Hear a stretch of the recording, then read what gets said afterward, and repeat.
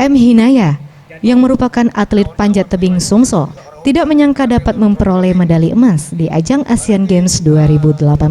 Dengan usahanya berlatih dan tidak pernah mengenal kata menyerah, ia dapat memberikan hasil maksimal untuk Indonesia berupa medali emas di nomor speed relay. Menurutnya, kunci dari keberhasilan tersebut adalah disiplin dan kerja keras. Dari hasil prestasinya ini, ia banyak menerima bonus sebagai bentuk penghargaan yang diberikan oleh pemerintah. Dan juga saya juga akan sedikit bercerita awal saya mulai dari pelatnas di tahun 2017 itu sebenarnya saya dulu pada saat dipanggil itu benar-benar nggak nyangka, karena kan kalau secara prestasi saya juga masih belum terlalu luar biasa seperti teman-teman yang lainnya, yang udah juara dunia, ada yang udah juara Asia.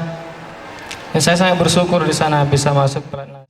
Ia menambahkan, menjadi seorang atlet merupakan kebanggaan. Tentunya hal ini harus dilanjutkan dengan melakukan regenerasi dan pembinaan berkelanjutan agar atlet panjat tebing Sumsel dapat meraih banyak prestasi lagi di sejumlah kejuaraan.